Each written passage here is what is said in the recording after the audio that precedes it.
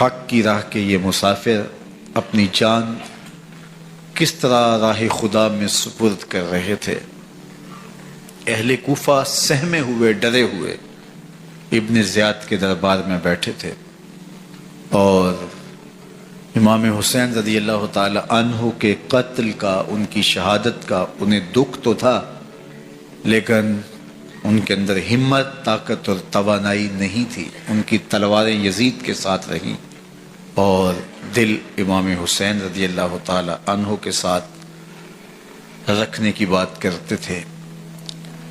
پھر یہ قافلہ کوفہ سے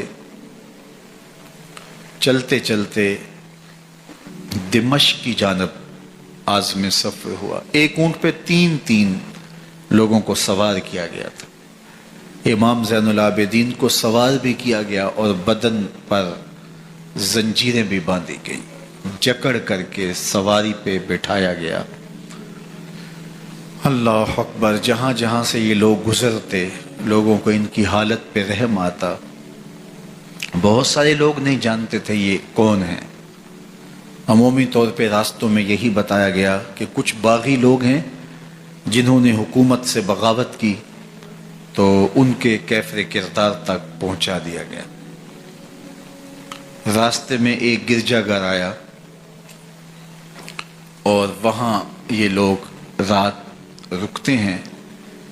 گرجا گھر کی دیوار پہ لکھا ہوا تھا: اترجو امت قتلت حسین شفاعت جدہ یوم الحساب۔ کیا وہ امت جنہوں نے حسین ابن علی کو شہید کیا قیامت کے دن انہی کے نانے سے شفاعت مانگیں گے؟ کس منہ سے شفاعت طلب کریں گے؟ اسی حسین ابن علی کے نانا سے، جن کے بیٹے کو، جن کے شہزادے کو، نواسے کو ان لوگوں نے شہید کیا۔ جب یہ تقدس مآب قافلہ دمشق پہنچا تو راستے میں ایک شخص قرآن مجید کی تلاوت کر رہا تھا۔ اپنے مکان کی چھت پہ بیٹھ کے تلاوت کر رہا تھا، اور یہ قافلہ اس طرح سے گزر رہا تھا کہ شہیدوں کے کٹے ہوئے سر نیزوں کی نوک پہ تھے، اور عصمت شیار خواتین اور امام زین العابدین اونٹوں پہ بندھے ہوئے تھے۔ تو پڑھنے والا تلاوت کر رہا تھا کہ کہف اور رقیم یہ ہماری نشانیوں میں سے بڑی عجیب نشانیاں ہیں۔ تو جب وہ پڑھ رہا تھا تو سر حسین سے آواز آئی: یا تالی القرآن، اے قرآن پڑھنے والا، اصحاب کہف سے زیادہ عجیب قتلی و حملی، میرا قتل کرنا اور نیزے کی نوک پہ چڑھایا جانا ہے۔ یہ قافلہ یزید کے دربار میں پہنچتا ہے۔ یزید بہت خوش ہوا اور اس نے حضرت امام زین العابدین رضی اللہ تعالیٰ عنہ سے کہا کہ تمہارے باپ نے میری حکومت کے خلاف بغاوت کی اور وہ اپنے انجام کو پہنچے۔ تو آپ نے جواب میں قرآن مجید کی آیات کی تلاوت کی اور اہل بیت کے مناقب اور فضائل بیان کیے۔ سیدہ زینب سلام اللہ علیہا کا ایک خطبہ اہل بیت کی عظمت، مناقب اور فضائل میں یزید کے دربار میں اپنی انوکھی اور البیلی شان رکھتا ہے۔ یزید پہلے تو خوش ہوا، لیکن جب اس نے لوگوں کے چہرے دیکھے تو وہ پریشان ہو گیا۔ حتیٰ کہ یزید کے دربار میں ایک عیسائی سفیر آیا ہوا تھا، تو اس نے جب کٹے ہوئے سر دیکھے اور خستہ حال سادات کی شہزادیوں کو دیکھا تو اس نے کہا یہ کون لوگ ہیں؟ تو اسے بتایا گیا، تو اس نے بڑے تعصف کا اظہار کیا، کہا کتنے بد نصیب لوگ ہو، ہمارے پاس حضرت عیسیٰ علیہ السلام کے گدھے کا کھر موجود ہے اور ہم اسے بھی عزت کی جگہ پہ رکھے ہوئے ہیں، اور تم کتنے بدبخت ہو، اپنے رسول کے نواسے کو شہید کر دیا۔ بے مروت بے وفا تیرا بھی کیا افسانہ ہے، جس نے اپنی ہی شمع کو گل کیا تو وہ پروانہ ہے۔ تو یزید نے جب لوگوں کے تیور دیکھے اور بدلتے ہوئے حالات دیکھے تو اس نے تاسف کا اظہار کیا اور کہا اللہ برا کرے ابن زیاد کا، وہ امام حسین کو میرے تک پہنچنے دیتا تو میں ان سے اچھا معاملہ کر لیتا۔ کچھ لوگ اس سے یزید کو بری الذمہ قرار دینے کی کوشش کرتے ہیں، لیکن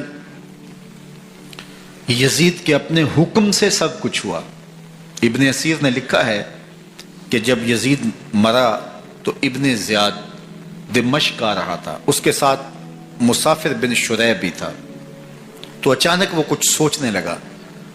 تو مسافر بن شریح نے کہا کہ ابن زیاد میں تمہیں بتاؤں تم کیا سوچ رہے ہو؟ کہا بتاؤ۔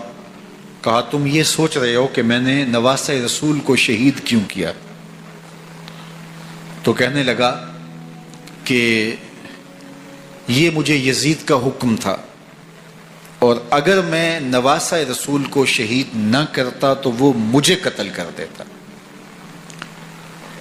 اور جب مسلم بن عقبہ کو مدینہ المنورہ کی حرمت کو پامال کرنے کے لیے اور حضرت عبداللہ ابن زبیر رضی اللہ تعالیٰ عنہ کی خلافت کے اعلان کے بعد مکہ المکرمہ پر حملے کے لیے جو یزید نے بھیجا، تو اس سے قبل اس نے ابن زیاد کو کہا کہ یہ کام تم کرو۔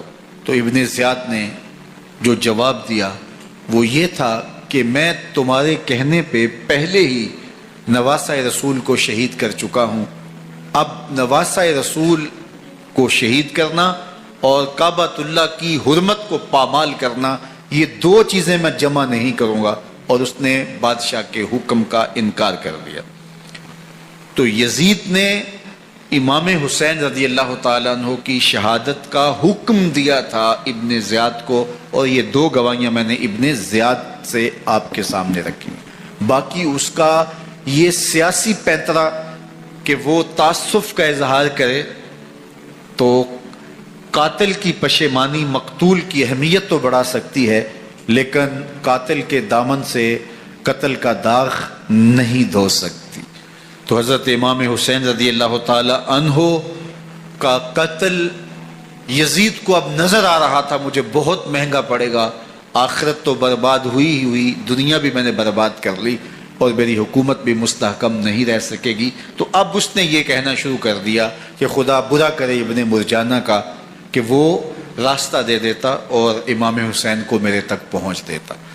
حضرت امام زین العابدین سے اب وہ لجاجت کرنے لگا اور کہنے لگا کہ حضرت آپ کچھ ارشاد فرمائیے۔ تو آپ نے تین چیزیں ارشاد کی۔ آپ نے فرمایا ایک تو ہمیں خیریت سے مدینے بھیج دو، اور دوسری بات کہ قاتلان حسین کو ان کے کیفر کردار تک پہنچاؤ، اور تیسری بات مجھے دمشق کی جامعہ مسجد میں خطبہ جمعہ کی اجازت دو۔ اس نے کہا کہ خطبہ جمعہ کی اجازت بھی دیتا ہوں، آپ کو خیریت سے مدینہ المنورہ بھی روانہ کر دیا جائے گا، لیکن قاتلان حسین کو کیفر کردار تک پہنچانا یہ میرے بس میں نہیں ہے، یہ ممکن نہیں ہے۔ اب مجھے بتائیے حاکم وقت ہو اور اتنا بڑا سانحہ اور واقعہ ہو گیا ہو تو وہ وہیں کھڑے کھڑے معذرت کر لے کہ یہ اس بات کو رہنے دو، تو اس کا مطلب سمجھنے میں کسی بھی باشعور شخص کو دیر نہیں لگتی۔ اسے چاہیے تھا کہ وہ کہتا کہ میں اس کی تحقیق کروا کے جو بھی مجرم ہے وہ کیفر کردار تک پہنچے گا، اور آپ نہ بھی کہتے تو یہ میں کرتا چونکہ میں حاکم وقت ہوں۔ لیکن اس نے فوراً کہا کہ یہ ممکن نہیں ہے، تو اس کا مطلب کیا کہ مجرم میں خود ہوں، تو میں اس سے جو ہے وہ بچنا چاہتا ہوں۔ تو اس نے حضرت امام زین العابدین کو کہا دو شرطیں تو قبول ہیں، لیکن یہ تیسری شرط قبول نہیں ہے اور یہ ممکن نہیں ہے۔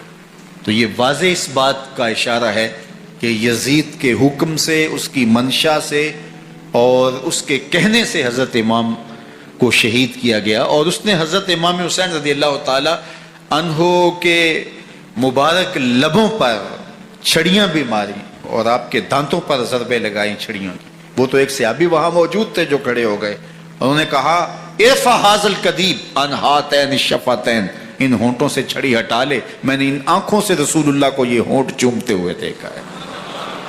جس طرح ابن زیاد کے دربار میں ہوا تو یہاں بھی ہوا. اللہ اکبر. تو یزید اپنے تئیں خوش تھا لیکن لوگوں کے احتجاج کی سکت نہیں لا سکتا تھا کہ نواسہ رسول کو شہید کر دیا گیا، تو وہ یوں اپنی بات کو چھپانا چاہتا تھا اور بات ابن مرجانہ ابن زیاد پہ ڈالنا چاہتا. لیکن ابن زیاد کہتا ہے کہ اگر یزید کے کہنے پہ میں امام حسین کو قتل نہ کرتا تو میں قتل کر دیا جاتا، اور میں غزوہ کعبہ اور قتل امام حسین دونوں کو جمع نہیں کر سکتا، لہٰذا اب میں یزید کا یہ حکم نہیں مانوں گا، اس نے پہلے مجھ سے بہت بڑی زیادتی کروائی ہے. یہ تاریخ کی معتبر کتابوں کے اندر موجود ہے.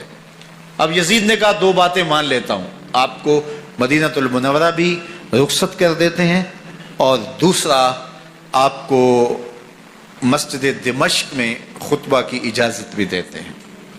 اللہ اکبر. یہ وقتی تصرف تھا اس کا، ورنہ یہ کون ہے اجازت دینے والا؟ ممبر تو حسین ابن علی کے نانے کا ہے. خیر مسجد دمشق میں گئے، لوگوں کا ہجوم تھا. حضرت امام زین العابدین ممبر پہ جلوہ فراز ہوئے. خطابت تو ان کے گھر کی لونڈی ہے.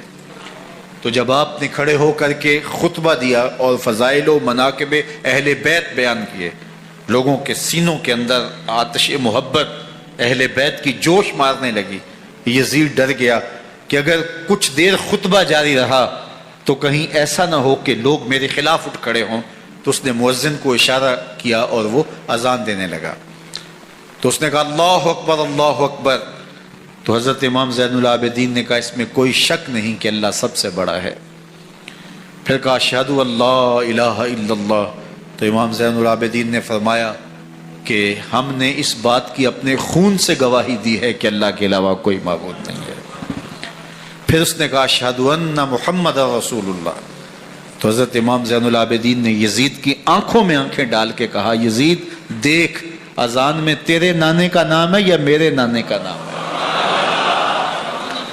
تو حسین ابن علی رضی اللہ تعالیٰ عنہ کا نام کبھی بھی مٹنے والا نہ زیاد کا وہ ستم رہا نہ یزید کی رہی وہ جفا، رہا تو نام حسین جسے زندہ رکھتی ہے کرم.